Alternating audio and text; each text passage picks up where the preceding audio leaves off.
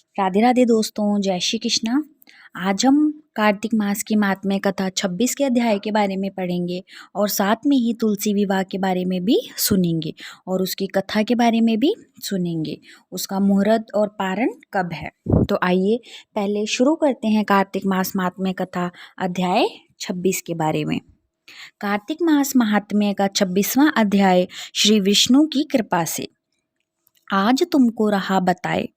नारद जी बोले, इस प्रकार विष्णु पार्षदों के वचन सुनकर धर्मदत्त ने कहा, प्राय सभी मनुष्य भक्तों का कष्ट दूर करने वाले श्री विष्णु की यज्ञ, दान, व्रत, तीर्थ सेवन तथा तपस्याओं के द्वारा विधि पूर्वक आराधना करते हैं।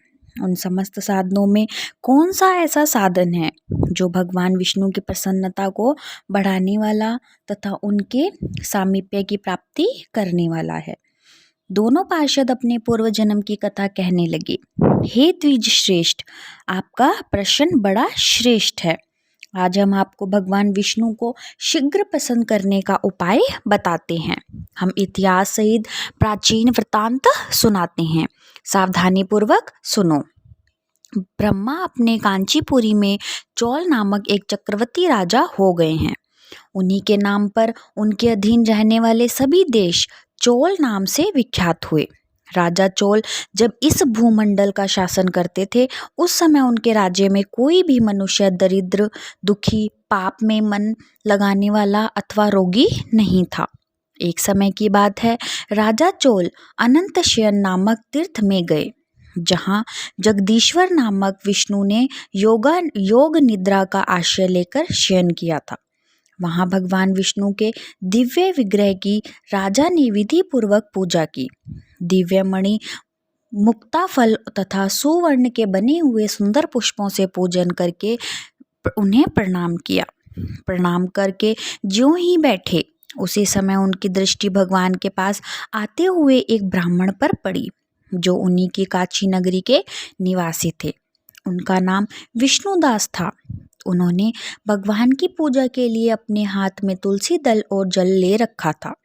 निकट आने पर उन ब्राह्मण ने विष्णु सूक्त का पाठ करते हुए देवादिदेव भगवान को स्नान कराया और तुलसी की मंजरी तथा पत्तों से उनकी विधिवत पूजा की। राजा चोल ने जो पहले रत्नों से भगवान की पूजा की थी, वह सब तुलसी पूजा से ढक गई। यह देखकर राजा कुपित होकर बोले, विष्णुदास, मैंने मणियों तथा सुवर्ण से भगवान की जो पूजा की थी, वह कितनी भी शोभा पा रही थी। तुमने तुलसी दल चढ़ाकर उसे ढक दिया। बताओ ऐसा क्यों किया। मुझे तो ऐसा जान पड़ता है कि तुम दरिद्र और गवार हो, भगवान विष्णु की भक्ति को बिल्कुल नहीं जानते। राजा की यह बात सुनकर द्विज श्रेष्ठ विष्णुदास ने कहा, राजन, आपको भक्ति का कुछ भी पता नहीं है। केवल राजलक्ष्मी के कारण आप घमंड कर रहे हैं। बतलाइए तो, आज से पहले आपने कितने वैष्णव व्रतों का पालन किया है। तब नृप श्रेष्ठ चोल ने हंसते हुए कहा, तुम तो दरिद्र और निर्धन हो। तुम्हारी भगवान विष्णु में भक्ति ही कितनी है। तुमने भगवान विष्णु को संतुष्ट करने वाला कोई भी यज्ञ और दान आदि नहीं किया और न ही पहले कभी कोई देव मंदिर ही बनवाया है। इतने पर भी तुम अपनी भक्ति का इतना गर्व है। अच्छा, तो ये सभी ब्राह्मण मेरी बात सुन लें। भगवान विष्णु के दर्शन पहले मैं करता हूँ या यह ब्राह्मण। इस बात का आप सब लोग देखें, फिर हम दोनों में से किसकी भक्ति कैसी है, यह सब लोग स्वतः ही जान लेंगे। ऐसा कहकर राजा अपने राजभवन को चले गए। वहां उन्होंने महर्षि मृदुल को आचार्य बनाकर वैष्णव यज्ञ प्रारंभ किया। उधर सदैव भगवान विष्णु को प्रसन्न करने वाले शास्त्रों युक्त नियमों में तत्पर विष्णुदास भी व्रत का पालन करते हुए वहीं भगवान विष्णु के मंदिर में टिक गए।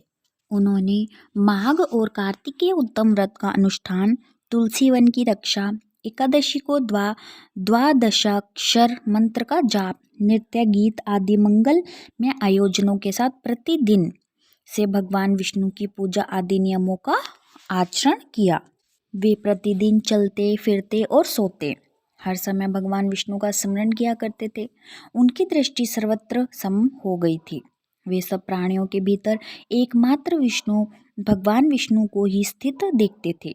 इस प्रकार राजा चोल और विष्णुदास दोनों ही भगवान लक्ष्मीपति की आराधना में संलिग्न थे। दोनों ही अपने अपने व्रत में स्थित रहते थे और दोनों को ही संपूर्ण इंद्रियां तथा समस्त कर्म भगवान विष्णु को समर्पित हो चुके थे। इस अमावस्या में इन दोनों ने दीर्घ काल व्यतीत किया। और इसी के साथ हमारा ये अध्याय 26वां पूर्ण हुआ। और आइए सुनते हैं कि तुलसी विवाह की कथा और इसके पीछे क्या कारण है कि तुलसी का विवाह शालिग्राम के साथ किया जाता है। तो आइए शुरू करते हैं तुलसी विवाह की व्रत कथा। इस कथा को सुनने के बाद तुलसी विवाह संपूर्ण माना जाता है। तुलसी विवाह देव उठान एकादशी को भी करवाया जाता है और कुछ लोग उसके अगले दिन द्वादशी तिथि को भी तुलसी विवाह करवाते हैं। तुलसी विवाह की पूजा में व्रत कथा को पढ़ने का विशेष या सुनने का विशेष महत्व होता है। तुलसी विवाह 23 नवंबर और 24 नवंबर दोनों दिन करवाया जाएगा। तो आइए इनकी विवाह की संपूर्ण कथा हम सुनते हैं। दैत्यराज कालनेमी की कन्या वृंदा का विवाह जालंधर से हुआ। जालंधर महाराक्षस था। अपनी सत्ता के मद में चूर उसने माता लक्ष्मी को पाने की कामना से युद्ध किया, परंतु समुद्र से ही उत्पन्न होने के कारण माता लक्ष्मी ने उसे अपने भाई के रूप में स्वीकार किया। वहां से पराजित होकर वह देवी पार्वती को पाने की लालसा से कैलाश पर्वत पर गया। भगवान देवाधिदेव शिव का ही रूप धरकर माता पार्वती के समीप गया, परंतु माँ ने अपने योग बल से उसे तुरंत पहचान लिया तथा वहां से अंतर्ध्यान हो गई। देवी पार्वती ने क्रोध में आकर सारा वृत्तांत भगवान विष्णु को सुनाया। जालंधर की पत्नी वृंदा अत्यंत पतिव्रता स्त्री थी। उसी के पतिव्रता धर्म की शक्ति से जालंधर न तो मारा जाता था और न ही पराजित होता था। इसीलिए जालंधर का नाश करने के लिए वृंदा के पतिव्रता धर्म को भंग करना बहुत आवश्यक था। इसी कारण भगवान विष्णु ऋषि का वेश धारण कर वन में जा पहुंचे, जहां वृंदा अकेली भ्रमण कर रही थी। भगवान के साथ 2 मायावी राक्षस भी थे, जिन्हें देखकर वृंदा भयभीत हो गई। ऋषि ने वृंदा के सामने पल में दोनों को भस्म कर दिया। उनकी शक्ति देखकर वृंदा ने कैलाश पर्वत पर महादेव के साथ युद्ध कर रहे अपने पति जालंधर के बारे में पूछा। ऋषि ने अपने माया जाल से 2 वानर प्रकट किए। एक वानर के हाथ में जालंधर का सिर था तथा दूसरे के हाथ में धड़। अपने पति की यह दशा देखकर वृंदा मूर्छित होकर गिर पड़ी। होश में आने पर उन्होंने ऋषि रूपी भगवान से विनती की कि वह उसके पति को जीवित करे। भगवान ने अपनी कृपा माया से पुनः जालंधर का सिर धड़ से जोड़ दिया और स्वयं भी वही उसी शरीर में प्रवेश कर गए। वृंदा को इस छल का तनिक भी आभास न हुआ। जालंधर बने भगवान के साथ वृंदा पतिव्रता का व्यवहार करने लगी, जिससे उसका सतीत्व भंग हो गया। ऐसा होते ही वृंदा का पति जालंधर युद्ध में हार गया। इस सारी लीला का जब वृंदा को पता चला तो उसने क्रोध में आकर भगवान विष्णु को हृदयहीन शिला होने का शाप दिया। अपने भक्त के शाप को भगवान विष्णु ने स्वीकार किया और शालिग्राम पत्थर बन गए। सृष्टि के पालनकर्ता के पत्थर बन जाने से ब्रह्मांड में असंतुलन की स्थिति हो गई। यह देखकर सभी देवी देवताओं ने वृंदा से प्रार्थना की वह भगवान विष्णु को शाप से मुक्त कर दे। वृंदा ने भगवान विष्णु को शाप मुक्त कर स्वयं आत्म देह कर लिया। जहाँ वृंदा भस्म हुई वहाँ तुलसी का पौधा उग गया। भगवान विष्णु ने वृंदा से कहा, हे वृंदा, तुम अपने अस्तित्व के कारण मुझे लक्ष्मी से भी अधिक प्रिय हो गई हो। अब तुम तुलसी के रूप में सदा मेरे साथ रहोगी। जो मनुष्य भी मेरे शालिग्राम रूप में तुलसी का विवाह करेगा उसे इस लोक और परलोक में विपुल यश प्राप्त होगा। ऐसी मान्यता है कि जिस घर में तुलसी होती है वहाँ यम के दूत भी असमय नहीं जा सकते। मृत्यु के समय जिसके प्राण मंजरी रहित तुलसी और गंगा जल में मुख में रखकर निकल जाते हैं वह पापों से मुक्त होकर वैकुंठ धाम को प्राप्त होता है। जो मनुष्य तुलसी व आंवलों की छाया में अपने पितरों का श्राद्ध करते हैं उसके पितृ मोक्ष को प्राप्त हो जाते हैं। और इसी के साथ हमारी तुलसी विवाह की कथा पूर्ण हुई। अब हम इसके शुभ मुहूर्त और पारण का समय सुनेंगे। तुलसी कार्तिक मास के शुक्ल पक्ष की एकादशी तिथि को भगवान विष्णु के शालिग्राम अवतार और माता तुलसी का विवाह किया जाता है। इस एकादशी को देवउठनी एकादशी या देवोत्थान एकादशी के नाम से भी जाना जाता है। हिंदू धर्म में तुलसी विवाह का बहुत अधिक महत्व होता है। इसी पावन दिन भगवान विष्णु 4 माह के बाद योग निद्रा से उठते हैं। इसी दिन से मांगलिक कार्य भी शुरू हो जाते हैं। तुलसी विवाह देवउठनी एकादशी के दिन ही बनाया जाता है। इस साल 23 नवंबर गुरुवार को तुलसी विवाह है और तुलसी विवाह में हमें कुछ बातें बहुत ध्यान में रखनी चाहिए। जैसे हर सुहागन स्त्री को तुलसी विवाह जरूर करना चाहिए।